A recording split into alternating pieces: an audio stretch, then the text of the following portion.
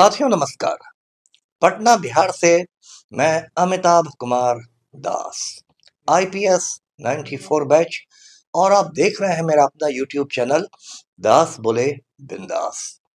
साथियों, इस चैनल में मैं आपको ऐसी जानकारियां भी देता हूं जिनको जानना जरूरी है, लेकिन जिनको ज्यादातर लोग नहीं जानते। आज मैं आपको एक ऐसे रेडियो नाटक के बारे में बताऊंगा जिसने एक जमाने में बिहार में तूफान मचा दिया था। उस रेडियो नाटक का नाम था लोहा सिंह। ये बहुत रोचक और ज्ञानवर्धक वीडियो है। इसे आखिर तक दिल थाम कर देखिए। साथियों, ये कहानी शुरू से शुरू करते हैं। ये जो रेडियो नाटक था लोहा सिंह, इसको लिखने वाले थे रामेश्वर सिंह कश्यप। ये जो रामेश्वर सिंह कश्यप थे, ये सासाराम के रहने वाले थे, जो आजकल रोहतास जिले का मुख्यालय है। एक जमाने में शाहाबाद जिले में हुआ करता था। जो रामेश्वर सिंह कश्यप थे, उनके पिताजी का नाम था राय बहादुर जानकी, और वे पुलिस विभाग में डीएसपी हुआ करते थे। रामेश्वर सिंह कश्यप पढ़ने लिखने में बहुत तेज थे। उन्होंने बहुत अच्छी तालीम हासिल की और फिर पटना में एक कॉलेज में लेक्चरर बन गए। लेकिन बाद में पिताजी के कहने पर वो सासाराम चले गए और वहां एसपी जैन कॉलेज में पढ़ाने लगे, और फिर वहीं के प्राचार्य बनकर, प्रिंसिपल बनकर वो रिटायर हुए। साथियों, रामेश्वर सिंह कश्यप ने बहुत सारी किताबें लिखी हैं, और जो बहुत बड़े हिंदी कवि थे सूर्यकांत त्रिपाठी निराला, निराला के साथ उनका नियमित पत्राचार होता था। लेकिन जो कश्यप जी की सबसे प्रसिद्ध कृति है, जिसने उनको पहचान दिलाई, वो है लोहा सिंह।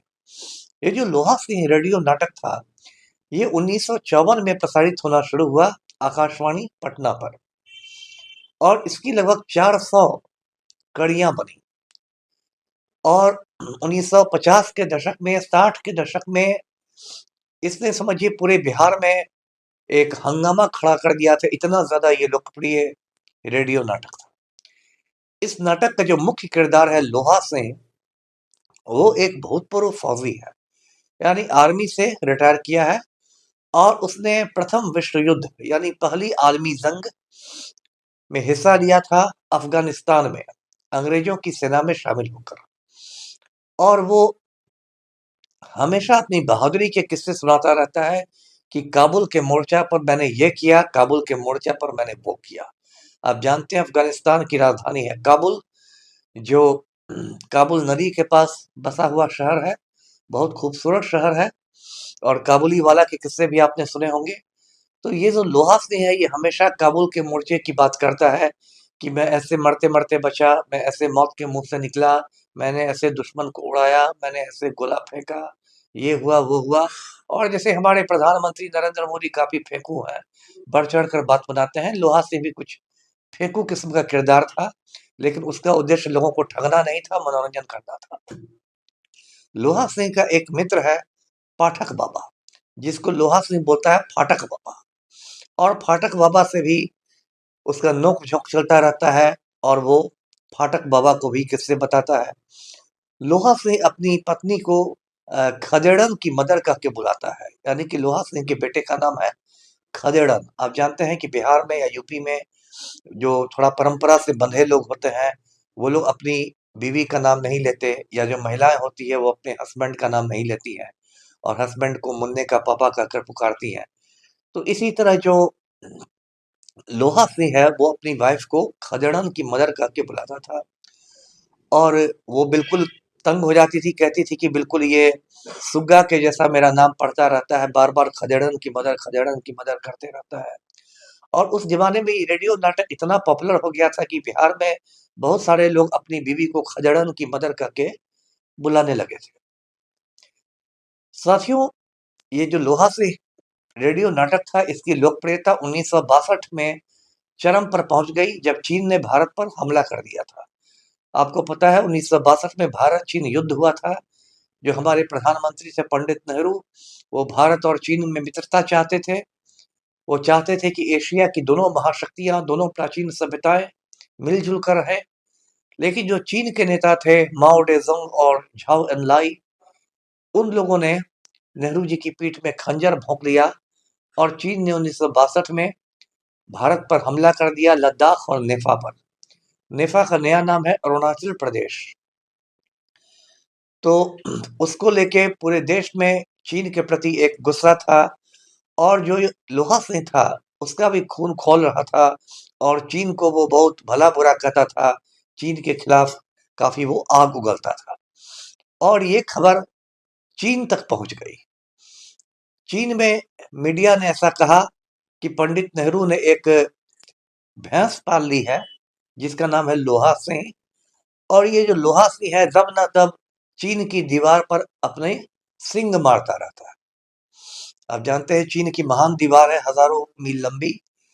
तो चीन ने गुस्सा कर कहा कि ये नेहरू का भैंस है, और लोहा सिंह सिंग मार के चीन की दीवार में दरार पैदा करने की कोशिश करता है। तो ऐसी थी लोहा सिंह की ख्याति। साथियों, भारतीय लोग पूरी दुनिया में बसे हुए हैं, भारतीय लोग या भारतीय मूल के लोग। तो लोहा सिंह की इतनी लोकप्रियता थी कि दूसरे देशों में भी उस रेडियो नाटक के कैसेट्स मांगे जाते थे और भारत से निर्यात किए जाते थे। इंग्लैंड में उसके कैसेट जाते थे, दक्षिण अफ्रीका में कैसेट जाते थे, मॉरिशस में जाते थे, और उन कैसेटों को फिर वहां पर रेडियो स्टेशन पर बजाया जाता था, और वहां के लोग लोहा सिंह के नाटक चाव से सुनते। साथियों, उन दिनों टेलीविजन का जमाना नहीं आया था, रेडियो ही रहता था। लेकिन रेडियो भी हर किसी के घर में नहीं होता था, इसलिए जब पान की दुकानों में ट्रांजिस्टर बजने लगता तो पान की दुकानों पर अच्छी खासी भीड़ इकट्ठी हो जाती, और लोग लोहा सिंह का नाटक का मजा लेते। एक दिलचस्प बात है कि लालू यादव के बारे में कहा जाता है कि वो भी एक जब स्टूडेंट थे, छात्र थे, तो लोहा सिंह के नाटकों से बहुत प्रभावित थे, और उन्होंने भी अपने भाषण में लोहा सिंह की शैली ही अपना ली। और आज भी लालू साहब लोगों के बीच बोलते हैं तो थोड़ा लोहा सिंह स्टाइल में ही बोलते हैं, और दर्शकों को उनकी दर्शकों को उनकी शैली बहुत पसंद आती है। साथियों, ये जो लोहा सिंह का नाटक इतना पॉपुलर हो गया कि यूनेस्को ने आग्रह किया रामेश्वर सिंह कश्यप से कि वो यूनेस्को की एक पत्रिका में लोहा सिंह पर आलेख लिखे। ये जो यूनेस्को है ये संयुक्त राष्ट्र की इकाई है, और कला संस्कृति का काम देखता है, और यूनेस्को का मुख्यालय फ्रांस की राजधानी पेरिस में है। तो यूनेस्को की एक पत्रिका निकलती थी, हो सकता है आज भी निकलती हो, उसका नाम था रूरल ब्रॉडकास्टर, जो दुनिया भर में रेडियो के संबंध की खबरें छापती थी।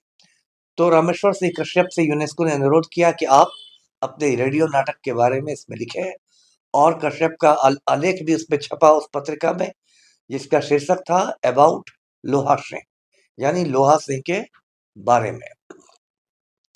साथियों, लोहा सिंह की वजह से कश्यप जी इतने प्रसिद्ध हो गए कि भारत सरकार ने उन्हें पद्मश्री देकर अलंकृत किया, पद्मश्री का सम्मान दिया गया। 1966 में एक भोजपुरी फिल्म बनाई गई लोहा सिंह पर, और उस फिल्म में रामेश्वर सिंह कश्यप खुद लोहा सिंह की भूमिका में नजर आए।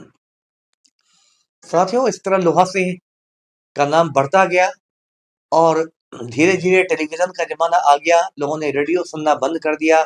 इससे नई पीढ़ी के बहुत लोगों को लोहा सिंह के बारे में ज्यादा मालूम भी नहीं है, उन्होंने कभी लोहा सिंह का नाम भी नहीं सुना।